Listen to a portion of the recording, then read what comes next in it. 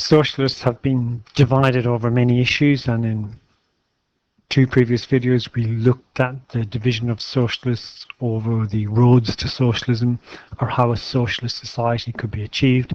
And in this video we're going to look at another division among socialists, and that's over the ends of socialism. What does socialism mean? What does it stand for? What might a socialist society look like?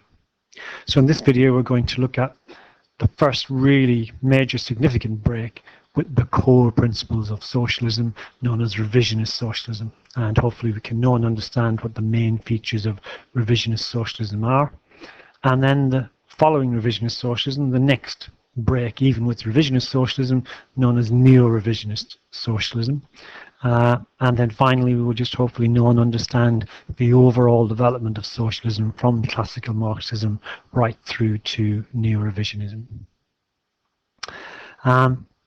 A place to start with, although it's not an exact date, is developments either side of this will be 1945, which saw the election of a Labour government, a socialist government, and the enactment of a hugely significant range of legislative reform, bringing in what we now understand as our welfare state through the establishment of the NHS.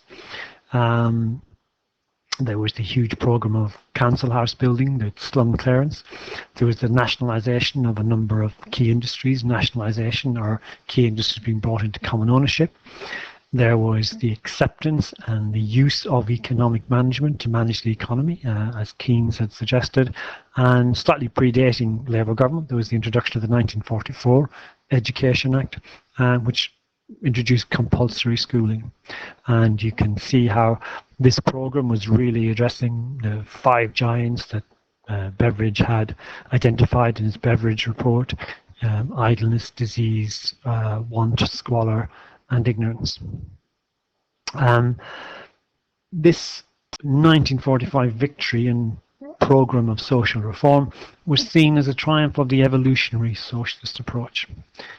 It was envisaged or imagined that this would be the first installment of social reform that would eventually lead to a socialist society, in the sense that it could not be done in a single parliament. It may take several more decades, but the next time Labour had a significant majority in power, they would implement more legislation to take you further down the road to socialism, and so on. The typical evolutionary support, the inevitability of gradualism.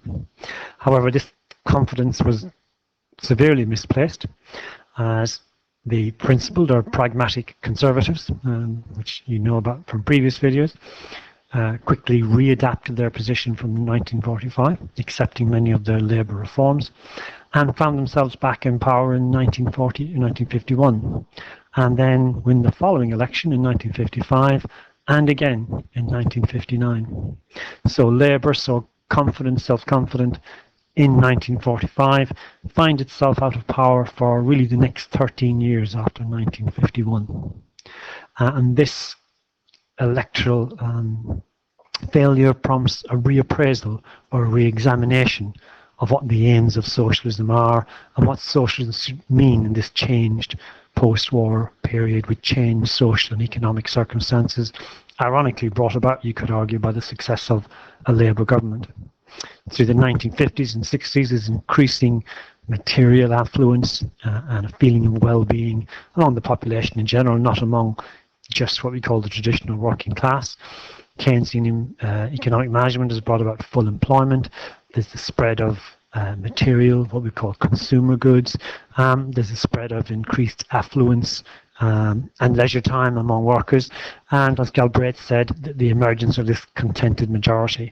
And at the 1959 election campaign, our old One Nation conservative Harold Macmillan, to paraphrase what he says, the people, they've never had it so good. So therefore, going back to our fundamentalist socialist position, which originated in mid-Victorian times, and what they believed were the core principles or the core aims of socialism, began to be questioned: is this what socialism should mean in the changed circumstances in the middle of the 20th century? And clearly it didn't seem as what the electorate wanted, as you can see by the continued defeats of the Labour Party. And it prompts a huge controversial debate within socialist circles as to what socialism should mean in the changed circumstances of the mid-20th century, and it leads to what we now describe as a revisionist socialism, or the emergence of social democracy.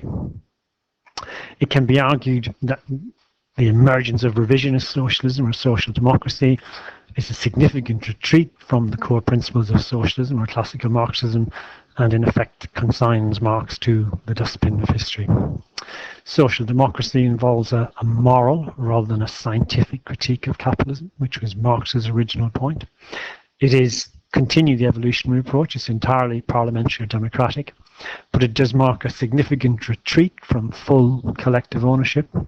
It marks a significant retreat from the pursuit of absolute equality, a significant retreat from the emphasis on class conflict, a significant retreat from the abolition of capitalism to an acceptance of capitalism, and it involves a redefinition of what socialism is or stands for.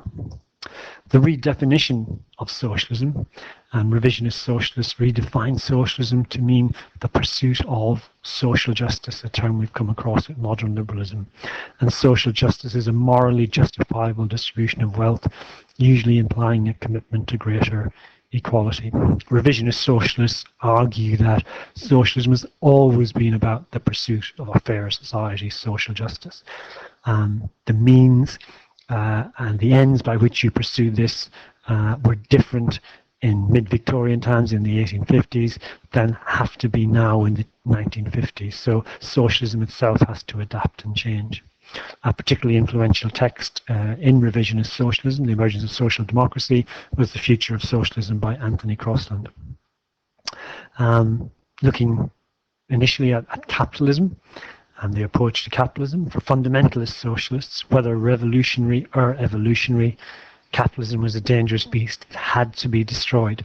Even if they disagreed on the means, whether it was a revolutionary means or parliamentary or evolutionary means, capitalism had to be replaced with a qualitatively different system. With the emergence of revisionist socialism, they take a completely different approach to capitalism. They still believe that capitalism is very poor at achieving equality. It produces inequality. But revisionist socialists believe that capitalism could be somehow tamed or humanized, because capitalism was actually very good at generating wealth. But what revisionist socialists aimed to do was to redistribute that wealth and use it to serve the ends of social justice. And this becomes the objective of these revisionists or social democrats. So they're no longer interested in abolishing capitalism, but seek to tame or humanize it through the redistribution of the wealth it generates through policies of progressive taxation and welfare programs. Revisionist socialists no longer seek absolute equality, but now aim for relative equality, which is a narrowing of the gap between the richest and the poorest, again through a process of redistribution. Revisionist socialists no longer seek wholesale common ownership, but now pursue a mixed economy, where you have key industries taken into common or public ownership, but most industries and businesses would be left in private hands. Stepping back to take a slightly broader view, we can see that from the late 1940s onwards, although from very different rationales, the dominant ideological strands in the main parties are broadly agreed on a wide range of policy areas. From the left, in the Labour Party, you could argue in the UK, revisionist socialists support the welfare state, the mixed economy and economic management as a means of achieving social justice, of redistributing wealth in society, reducing class divisions. The modern liberalism of the Liberal Party support the exact same set of policies, again, but their aim is to really create the opportunity or the ability to have equality of opportunity for everyone, something we looked at when discussing modern liberalism. And then from the right, we can see how within the Conservative Party, One Nation conservatism ends up supporting the exact same set of policies, again from a pragmatic or principled approach. There were other areas of common agreement, but these were the main domestic ones. And these common areas of agreement between the parties was known as the post-war consensus or settlement. And this really lasts for about 30 years. But with the emergence of some deep economic and social difficulties in the late 70s, this consensus or settlement breaks down and paves the way for the emergence of the dominance of new right ideas, which we looked at under conservatism. In the late 1970s, therefore, we see what's called the crisis of social democracy. Keynesianism, for example, doesn't seem to be working. Governments are spending more and more money. Inflation is rising, but yet unemployment is also rising, something that Keynes didn't think was possible. Also, there's social unrest, a lot of trade union militancy. The post-war consensus breaks down, and this paves the way for the emergence of the new right.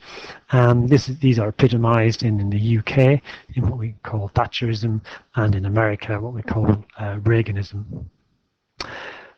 During the 1980s and the 1990s, and arguably continuing to the present day, we see the dominance of new right ideas and social democratic parties on the retreat. Just as electoral defeats in the 50s had led to a re-examination of socialism and to revisionist socialism, so electoral defeat and being out of power throughout the 80s and much of the 90s leads to a re-examination of revisionism itself, a re-examination of social democracy, and leads to a new bout of revisionism known as neo-revisionism. This neo-revisionism is also known as the third way, and the idea behind the third way was to seek an alternative path between the old social democracy or revisionist socialism and this new emergence of the new right, somehow to chart a middle ground between the two.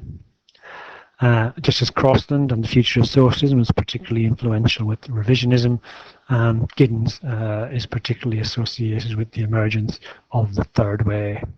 The third way, or revisionism, sees another substantial move away from revisionism, which again was itself was a substantial move away from fundamentalist Marxism. And as we see under neo-revisionism, for example, under capitalism, it's no longer to be abolished, it's no longer to be tamed, but it's to be embraced in the need for a dynamic market economy. For example, under common ownership, there's no support even for a mixed economy. Labour symbolically drops its historic Clause 4, which had committed it to common ownership, even if it hadn't really pursued that for a long time. It was a symbolic gesture to show that new labour was substantially different than what had gone before. Looking at capitalism, fundamentalist socialists, capitalism was a dangerous beast, had to be destroyed to bring in a qualitatively new society. Revisionist socialists sought to tame or humanize capitalism through progressive taxation and redistribution. And now neo-revisionist third-way socialism seek to embrace capitalism, cuddly capitalism. They prefer a dynamic market economy. Other areas of change under neo-revisionism is there is no longer any support for public or common ownership, even for a mixed economy.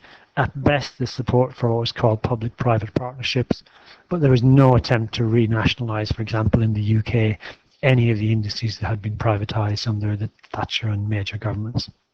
A buzz phrase is social inclusion. Social welfare is now seen as a hand-up, not a handout, a very modern liberal phrase, and a much greater emphasis on equality of opportunity, not relative equality and certainly not absolute equality. Class-based politics has also been abandoned. There's now talk of a consensus or a classless view of society. And another buzz phrase was the competition state. There is still some redistribution going on, what's called social investment, particularly in education and also in, for example, the NHS, but to promote personal development, employability in the economy. It goes back to this idea of equality of opportunity. There's not redistribution to achieve a fairer society, to reduce class divisions, but to help achieve equality of opportunity. The state is not engaged in any economic or social engineering. Neo-revisionism, or the third way, you could argue is close to, it's almost indistinguishable from modern liberalism, with a dash of economic neoliberalism thrown in as well. In summary then, if we look back to fundamentalist socialism and what the core principles of socialism were, revolutionary, abolish capitalism, absolute equality, commitment to common ownership, class-based, and the state was an agent of the bourgeoisie. And these were subject to some changes within fundamentalist socialism, but fundamentalist socialism are broadly committed to all those original core principles. However, with the emergence of revisionist socialism, we can see there is a significant move away from the original position, and I've coloured these ones in pink, a diluted form of red.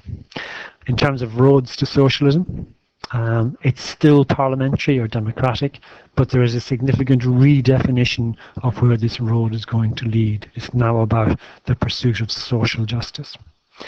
Capitalism, we've gone from abolishing capitalism through now to taming capitalism. Capitalism is still a system that produces inequalities, but it doesn't need to be abolished. It's very good at generating wealth. That wealth can be redistributed. Capitalism can be tamed or humanized. There's a move away from absolute equality towards a relative equality, a narrowing of the gap between the rich and the poor.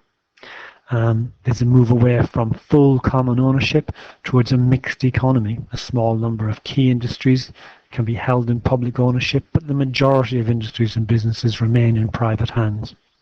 There's a move away from a class-based analysis, particularly a class conflict or struggle. The aim of revisionist socialism is to reduce divisions between the classes, and the state, again, is a neutral body, the same as the evolutionary socialists had argued.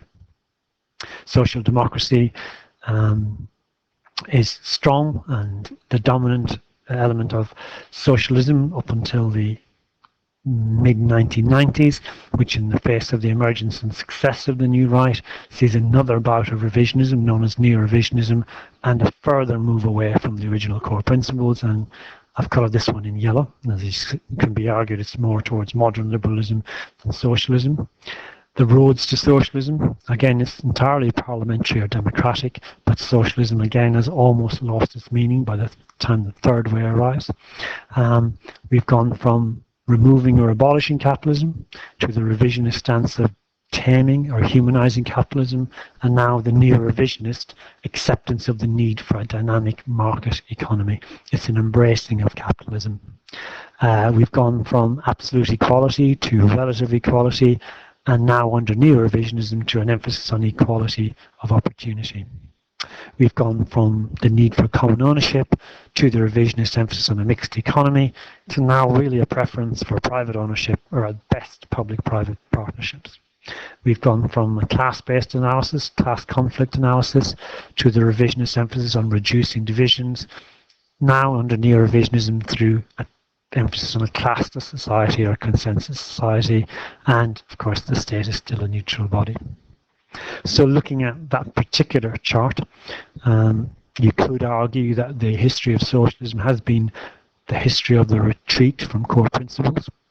I know many of the essays and the 45 markers in socialism has tended to focus on single aspects. For example, to what extent has socialism been defined by its opposition to capitalism? And you can trace the evolution of that question along that strand. To what extent has socialism been defined by its pursuit of equality? And you can trace it along that strand. To what extent has socialism been defined by its support for common ownership along that strand? To what extent has socialism been defined by its definition of a class-based society? It's that one. And the top strand looks at the different roads to socialism.